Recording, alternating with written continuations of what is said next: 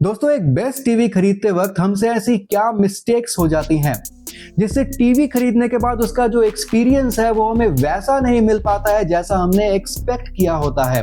और जब expectations hurt होती हैं तो हमें काफी बुरा लगता है, क्योंकि हमें ऐसा फील होता है कि हमने जितने पैसे खर्चे हैं हमें उतनी वैल्यू नहीं मिली है। तो आज की वीडियो में पहले तो मैं आपको ये बताऊंगा कि आपको क्या मिस्टेक्स अवॉइड करनी है जब भी आपने एक टीवी खरीदना है, एंड सेकेंडली अपनी एक्सपेक्टेशंस को कैसे सेट करना है, ताकि जब आप अपने एक्सपेक्टेशंस के हिसाब से टीवी खरीदेंगे तो आपके घर में एक ऐसी चीज आएगी जिसको यूज करने के बाद आपको मजा आएगा। मजा आया, आपको ऐसा फील नहीं होगा कि आपके पैसे वेस्ट गए हैं। और इस वीडियो में मैं आपको काफी ऐसी चीजें बताऊंगा जो कि मैं आपको संक्षेप में यानी कि शॉर्ट में बताऊंगा, लेकिन उनमें अगर आपको ज्यादा अच्छी एक्सप्लेनेशन चाहिए, ज्यादा बड़ी एक्सप्लेनेशन चाहिए, तो आप मेरे एक दूसरे चैनल को सब्सक्राइब कर लीजिए जिसका नाम है टेलीटेक प्लस, जो कि specially TV, sound bar, projector और जितने भी होम इलेक्ट्रॉनिक्स हैं उनके ऊपर बनाया गया है। उस चैनल में जो वीडियोस आएंगे वो स्पेसिफिकली आपके वीडियो एंड ऑडियो को बेस्ट से बेस्ट बनाने के लिए और आपको एक अच्छा व्यूइंग एक्सपीरियंस देने के लिए जो जो चीज़ों की ज़रूरत पड़ती है, जो best TVs, best sound bar, best projectors and best headphones and जो भी होम इलेक्ट्रॉनिक्स होते हैं जो कि आपके ओवरऑल व्यूइंग एक्सपीरियंस को बहुत बेहतर बनाते हैं, वो सब कुछ मैं उस चैनल पे मैं आपको बताऊंगा। और आपको इस चैनल पे भी इस टाइप की वीडियोस मिलती रहेंगी, लेकिन उस चैनल पे थोड़ी सी ज़्यादा मिलेंगी। तो इसलिए टेलीटेक प्लस चैनल को जरूर सब्सक्राइब कर लीजिएगा। लिंक मैं इस वीडियो के डिस्क्रिप्शन बॉक्स में दे दूंगा और फर्स्ट कमेंट को मैं पिन भी कर दूंगा चैनल के लिंक के साथ, उसको आप जरूर सब्सक्राइब कर लीजिए। बहुत जल्दी उनमें टीवीज के रिलेटेड बहुत सारी वीडियोस आने वाली हैं जो आपको बेस्ट प्रोडक्ट्स के बारे में भी बताएंगे। अब दोस्तों आगे बढ़ते हैं और देख लेते हैं कि ऐसे कौन से मिस्टेक्स हैं जो हम टीवी खरीदते वक्त करते हैं, जहां पर जब वो हर्ट होती हैं तो हमें काफी बुरा लगता है। अब सबसे पहला मिस्टेक हम क्या करते हैं, यहाँ पर जो सबसे पहला मिस्टेक हम करते हैं वो है टीवी का गलत साइज चूज करना। अब यहाँ पर हमें सबसे पहले तो समझ में नहीं आता है कि हमें टीवी का जो साइज है वो अपने व्यूइंग डिस्टेंस के हिसाब से कितना साइज का टीवी लेना चाहिए। यानी कि आप जिस दीवार पे टीवी को लगाएंगे वहां से आप कितनी दूर टीवी को बैठकर देखेंगे, वो होता है आपका व्यूइंग डिस्टेंस।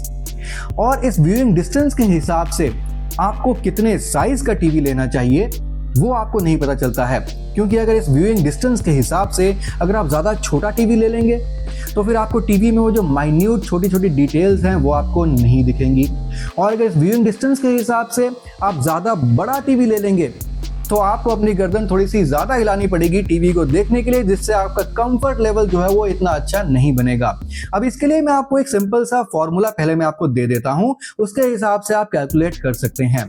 लेकिन इसके लिए अगर आपको फुल लेंथ वीडियो चाहिए जहां पे इस फॉर्मूला के अलावा भी मैंने और काफ़ी चीज़ें बताया हुआ है, जहां पे अगर आप उन सभी चीज़ों को फॉलो करके अपने टीवी का साइज चूज करते हैं या फिर अपने टीवी से आप कितनी दूर बैठे इस चीज़ को चूज करते हैं, तो आपको बहुत ही बढ़िया व्यूइंग एक्सपीरियंस मिलेगा। वो सारी बातें डिटेल्ड वीडियो में मैंने बताया हुआ है अपने दूसरे चैनल पे टेलीटेक प्लस पे, तो टेलीटेक प्लस चैनल को आप जरूर सब्सक्राइब कर लीजिएगा। कमेंट बॉक्स में एंड डिस्क्रिप्शन बॉक्स में आपको लिंक मिल जाएगा। चलिए अब मैं आपको एक फॉर्मूला बता देता हूं कि आपको बेसिकली कितने साइज का टीवी लेना है।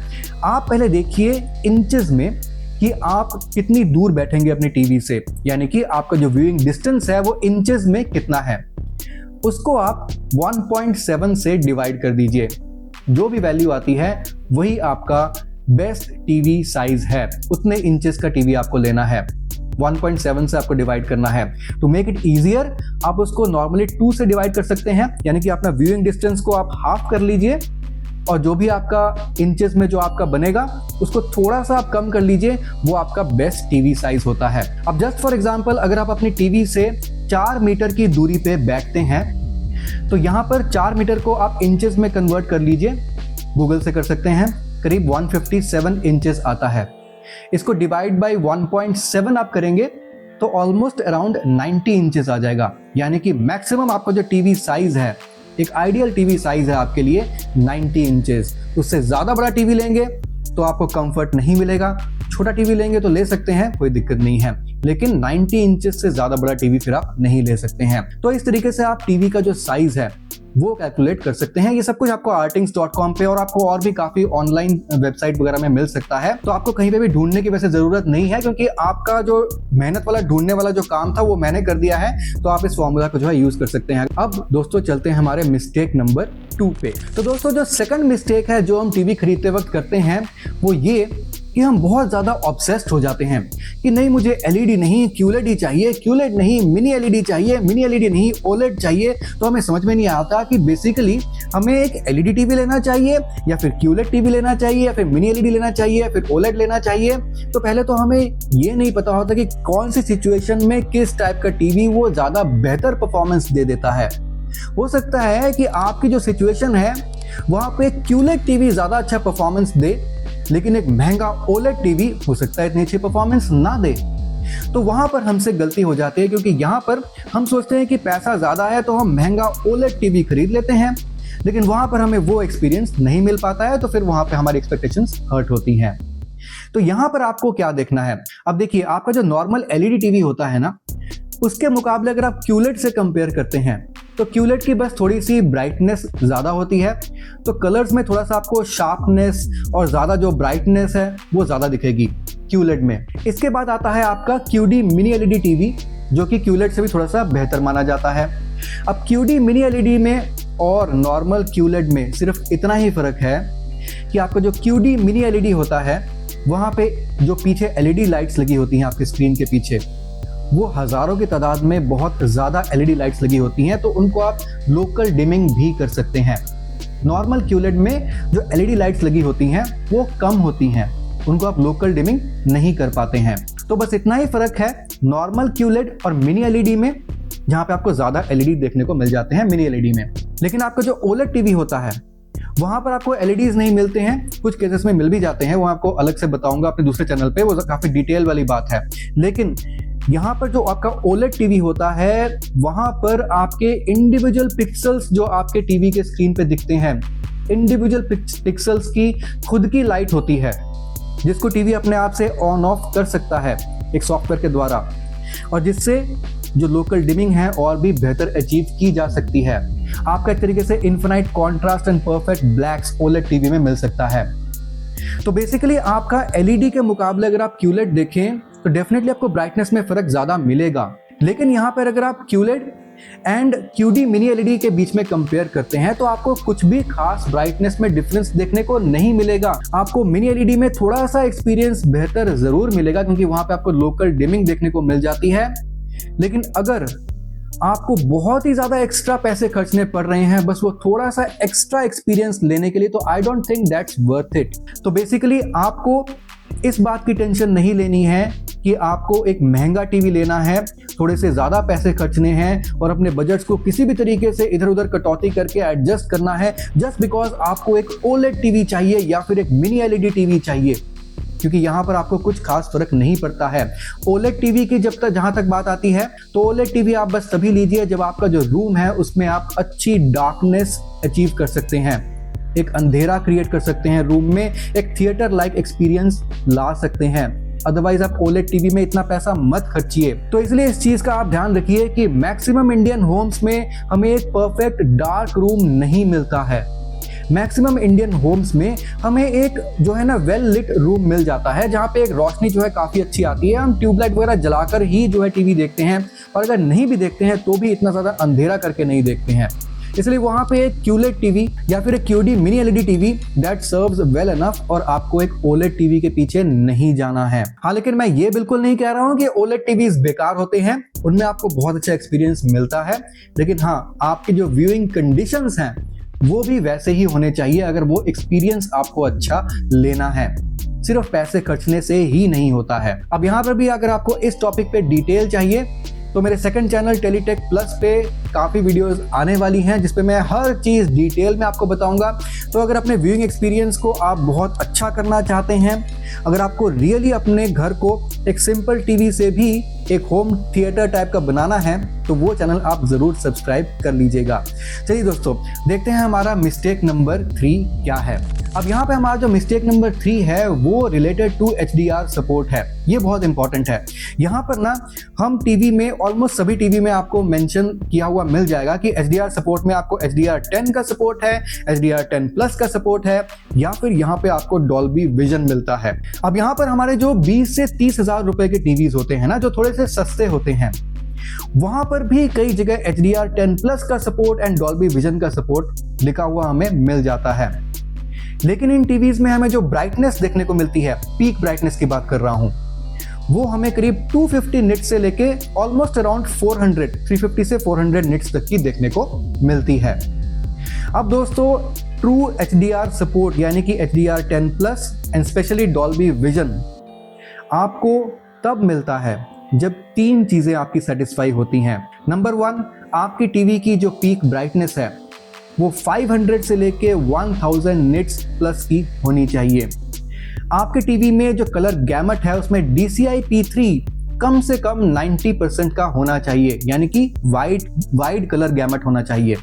एंड नंबर 3, आपके टीवी में लोकल डिमिंग होना चाहिए, यानी कि मोस्ट प्रॉब्ली ये आपको मिनी LED टीवीज में मिलता है, OLEDs में मिलता है, QD मिनी LED में मिलता है, लेकिन जनरली आपको ये QLED, नॉर्मल QLED टीवीज में या फिर लो एंड के QLED टीवीज में नहीं मिलता है। तो अब यहाँ पे मैं फिर से बोल देता हूँ कि मैं ये चीज़ बिल्कुल भी नहीं बोल रहा हूँ कि आपको महंगा टीवी ही लेना पड़ेगा एक अच्छा एक्सपीरियंस लेने के लिए।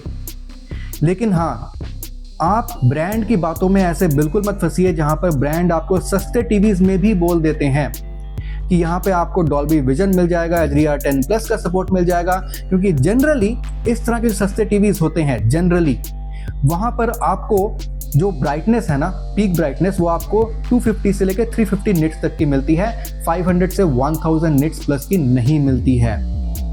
लेकिन अगर आपको सस्ते टीवी में भी ये चीज़ें मिल जाती हैं तो फिर आपका टीवी ट्रू HDR सपोर्ट करेगा, यानी कि उसमें जो डॉल्बी विजन होगा वो सच में डॉल्बी विजन आपको दिखाएगा। अब बेसिकली HDR सपोर्ट होता क्या है, Dolby vision, HDR10 plus, actual में ये चीज़ें होती क्या है, इनसे क्या फ़र्क पड़ता है। बेसिकली आपके किसी भी सीन में, टीवी में आप कोई भी सीन देख रहे हैं, उस सीन में कुछ डार्क पोर्शंस होते हैं, कुछ ब्राइट या फिर लाइट पोर्शंस होते हैं। अब इन डार्क एंड ब्राइट पोर्शंस में जो डिफरेंस है ना, वो आपको जितना ज़्यादा दिखेगा उतना आपको क्लैरिटी ज़्यादा अच्छी दिखने को मिलेगी, उतना आपको व्यूइंग एक्सपीरियंस उतना अच्छा आएगा। जैसे एक सनसेट का सीन है, वहाँ पे आपका सन का ब्राइटनेस भी है, लेकिन जहाँ पे सनसेट हो रहा है वहाँ पर डार्कनेस भी है। तो इन दोनों पे जहाँ पे आपको डिफरेंस ज़्यादा देखने को मिलेगा, सनसेट का सन का ब्राइटनेस एंड शैडोज़ का डार्कनेस, वहाँ पे आपको ज़्यादा मज़ा आएगा देखने में।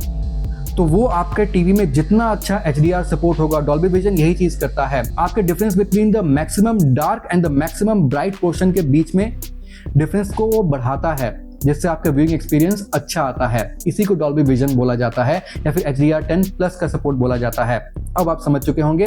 और डिटेल्स चाहिए तो refer to my next channel, दूसरा चैनल जहाँ पे और वीडियोस ऐसी आने वाली हैं। अब देखते हैं हमारा मिस्टेक नंबर 4। अब मिस्टेक नंबर 4 में आ जाता है ऑडियो, जहाँ पर हम ये सोचते हैं कि यार जिस टीवी में हमें ऑडियो की वॉटेज ज़्यादा मिल रही है वहाँ पे हमें ऑडियो जो है वो ज़्यादा बेहतर मिलेगा, और जहाँ पे ऑडियो की वॉटेज कम मिल रही है वहाँ पे इतना अच्छा ऑडियो नहीं होगा। लेकिन ऐसा नहीं है। ज़रूरी नहीं है कि आपका 30 वॉट का जो स्पीकर है वो आपके 40 वॉट के स्पीकर के मुकाबले वो बेकार है, ऐसा नहीं है। हो सकता है आपका 30 वॉट का स्पीकर आपको ज़्यादा अच्छा experience they instead of a 40 what speaker. यहाँ पर आपको स्पीकर्स में, टीवी में लगे हुए स्पीकर्स में ये भी देखना पड़ता है कि वो जो स्पीकर्स हैं वो फ्रंट फायरिंग स्पीकर्स हैं, वो बैक फायरिंग स्पीकर्स हैं, अपवर्ड फायरिंग स्पीकर्स हैं, साइडवेज फायरिंग स्पीकर्स हैं। यानी कि इसका मतलब होता है कि उसमें से जो आवाज़ निकल रही है वो सीधा आपकी तरफ आ रही है, या फिर वो आवाज़ साइड में डायरेक्ट कर रहा है कि वॉल में टकरा के आपकी तरफ आएगी, या फिर अपवर्ड फायरिंग यानी कि ऊपर की तरफ आवाज़ टकरा के फिर आपके ऊपर गिरेगी, तो एक सराउंड टाइप का इफेक्ट आता है। वो जनरली डॉल्बी ऑडियो जहाँ पे आपको मिलता है वो चीज़ होती है। तो आपको अगर डॉल्बी ऑडियो मिल रहा है तभी आपको वो जो सराउंड साउंड है ना वो टाइप का एक्सपीरियंस आपको मिलता है, जहाँ पे कई टीवीज में इस चीज़ को DTS-X भी बोल दिया जाता है। अब यहाँ पर आपको ये भी देखना है कि टीवी में आपको किस टाइप की आवाज़ प्रेफर करते हैं। ये सबका अपना पर्सनल होता है। किसी को वो बेस जो है ना, वो हेवीनेस और वो जो थंपिंग साउंड है वो बहुत ज़्यादा पसंद होती है। लेकिन जैसे मेरे पेरेंट्स हैं, उनको ज़्यादा बेस नहीं पसंद, उनको बस ट्रेबल पसंद है, या फिर उनको थोड़ी सी माइल्ड, थोड़ी सी कम साउंड वो पसंद है। लेकिन मुझे पर्सनली बेस और वो जो थम्पिंग साउंड है, थोड़ी सी डीप वॉइस है, वो ज़्यादा पसंद है। तो मैं ऐसा टीवी लूँगा जहाँ पे मुझे बॉक्स टाइप स्पीकर्स मिलेंगे, और हो सकता है कोई ऐसा टीवी प्रेफर करे जहाँ पे बैफल स्पीकर्स लगे हुए मिले, जैसे कि हमें सोनी में जनरली बैफल स्पीकर्स लगे हुए मिल जाते हैं, जहां पे आपका ट्रेबल थोड़ा सा ज्यादा होता है एज कंपेयर टू बेस। तो इस चीज का भी हमें ध्यान रखना पड़ता है। सिर्फ वॉटेज देखकर आप डिसाइड मत कीजिए, थोड़ा सा आप सेल्समैन से पूछ सकते हैं, थोड़ा सा रिसर्च कर सकते हैं ऑनलाइन, या फिर मैं अपनी वीडियोस में बताता रहता हूं कि आपको किस टाइप के स्पीकर्स जो है टीवी में मिल रहे हैं। इसलिए चैनल को सब्सक्राइब जरूर कर लीजिएगा, और ये सब चीजें मैं डिटेल में अपने दूसरे वीडियो चैनल में भी मैं आपको काफी बताऊंगा।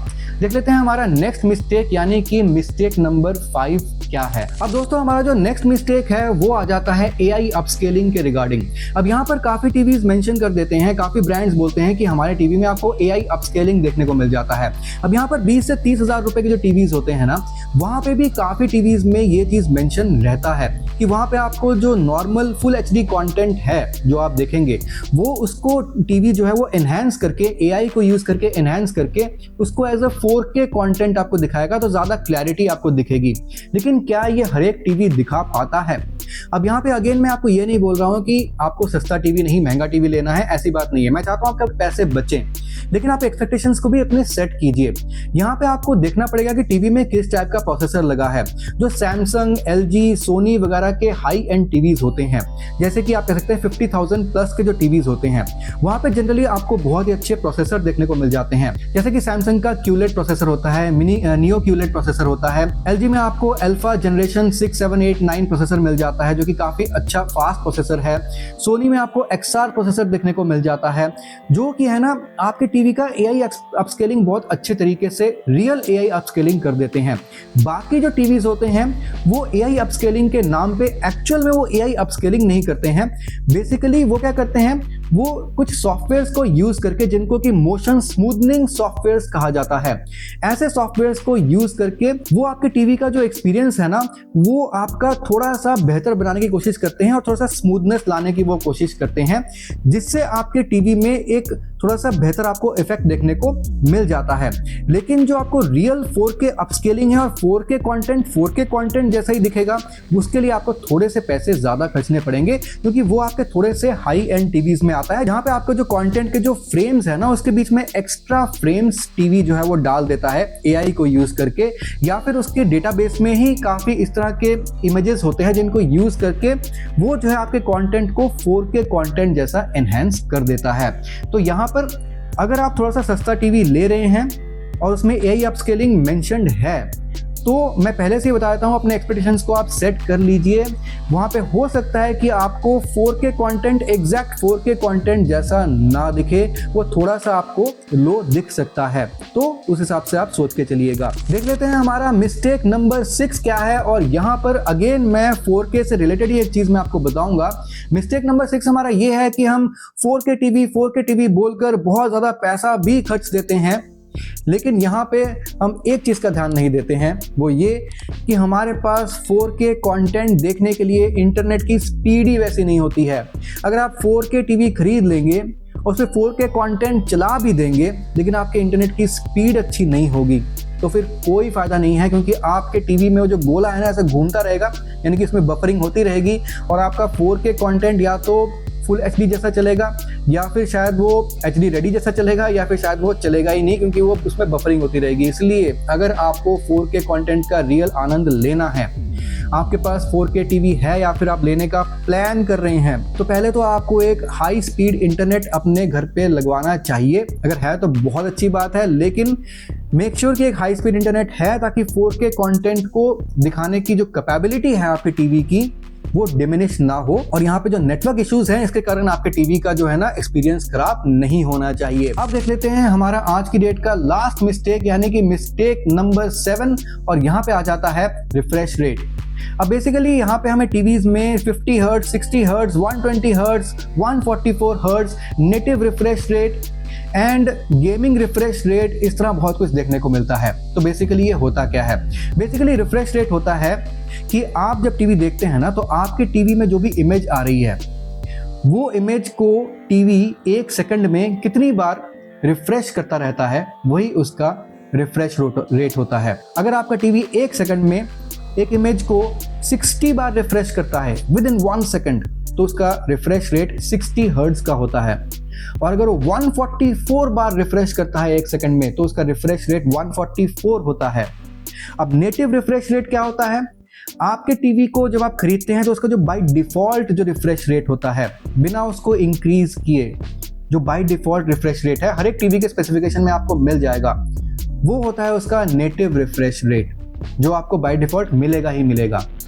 और उसका जो गेमिंग रिफ्रेश रेट होता है, वो होता है जब VRR यूज करते हैं। जब टीवी में आप गेमिंग खेलते हैं तो टीवी में VRR यानी कि वेरिएबल रिफ्रेश रेट, वो ऑन हो जाता है अपने आप उसकी गेमिंग मोड में, और तब टीवी जो है ना आपके रेजोल्यूशन को थोड़ा सा कम कर देता है, यानी कि 4K टीवी है तो आपको फुल HD जैसा दिखाएगा, लेकिन आपके रिफ्रेश रेट को बढ़ा देगा, यानी कि अगर 60 हर्ट्ज है तो रिफ्रेश रेट को वो 120 हर्ट्ज तक कर सकता है, तो उसको VRR बोलते हैं। अब अगर आपके टीवी में ब्रांड ने VRR ALLM नहीं दिया है, लेकिन ब्रांड बोल रहा है कि आपके रिफ्रेश रेट को गेमिंग मोड में ये बेहतर कर देता है, तो आपको गेमिंग के लिए वो टीवी कुछ खास मज़ा नहीं आएगा, क्योंकि ऐसे टीवीज में ना आपको गेमिंग मोड देखने को मिल जाएगा। अब वहाँ पर ब्रांड क्या करता है, आपके गेमिंग मोड में कुछ ऐसे सॉफ्टवेयर्स को पीछे से चलाता है आपका टीवी, कि उस सॉफ्टवेयर की मदद से आपकी टीवी में आपको ऐसा फील होता है कि रिफ्रेश रेट थोड़ा सा बेहतर हो गया है और गेमिंग में कहीं पे भी लैग नहीं फील हो रहा है। लेकिन एक्चुअल में जो रियल हार्डकोर गेमर्स हैं वो इस बात को समझ पाएंगे कि आपको एक्चुअल में वो टीवी लेना है, अगर आप गेमिंग के लिए ले रहे हैं, जिसमें VRR ALLM वो सब कुछ आपको मिल जाता है, ताकि रियली टीवी जो है ना वो आपके रिफ्रेश रेट को लो से हाई करे VRR को यूज करके, और ALLM को भी यूज करके लेटेंसी जो है ना उसको वो कम कर सके। तो इस चीज को जो है ना, इस पॉइंट को गेमर्स ज्यादा बढ़िया तरीके से समझ पाएंगे। अगर आप गेमिंग नहीं करते हैं तो आजकल के टीवीज में 60 हर्ट्ज का जो रिफ्रेश रेट मिलता है, that is more than enough. आपको एक्स्ट्रा पैसे नहीं खर्चने हैं। अगर आप गेमिंग नहीं करते हैं तो आपको एक्स्ट्रा पैसे सिर्फ ऐसे टीवी के लिए नहीं खर्चने हैं जहां पे आपको रिफ्रेश रेट बेहतर मिल रहा है। हाँ, रिफ्रेश रेट से ये भी फर्क पड़ जाता है कि वहां पे टीवी में ना एक और चीज आपको मिल जाती है, इसको MEMC कहा जाता है। तो रिफ्रेश रेट अगर बेहतर होता है ना, तो फास्ट सीन्स में आपका जो मोशन ब्लर है वो भी आपको कम देखने को मिलता है, यानी कि वहां पे आपको MEMC देखने को मिल जाता है, जिसको सैमसंग जैसे टीवी जो है ना मोशन एक्सीलरेटर बोल देते हैं। अब यहाँ पे नॉर्मल टीवी व्यूइंग में ऐसा कुछ खास फर्क आपको देखने को नहीं मिलता है, लेकिन गेमिंग में अगेन इसका फर्क आपको ज्यादा देखने को मिलेगा। तो इन सब चीजों का आप जरूर ध्यान रखिए। मैंने आपको टोटल 7 मिस्टेक्स बताए हैं जिनको आपने अवॉइड करना है, और इनको अगर आप अवॉइड करते हैं या फिर अपने एक्सपेक्टेशंस को ऐसे आप सेट करते हैं, तो डेफिनेटली आपका जो एक्सपीरियंस है टीवी का बहुत अच्छा आएगा। अपने घर में जो चीज़ आप लेके आएंगे उसको आप एंजॉय भी कर पाएंगे। And remember to subscribe my other channel Teletech plus, जहां पर मैं आपको हर एक चीज़ डिटेल में बताऊंगा रिगार्डिंग टीवीज, और आपका जो ओवरऑल व्यूइंग एक्सपीरियंस है वो आपको बेस्ट से बेस्ट मिले, इसकी मेरी पूरी कोशिश रहेगी उस चैनल पे भी। हालांकि आपको इस टाइप के वीडियोस यहाँ पे भी मिलते रहेंगे, वहां पे आपको थोड़े से ज्यादा मिलेंगे। मैं आपसे मिलता हूँ अगली वीडियो में, तब तक के लिए सुदीप साइनिंग ऑफ।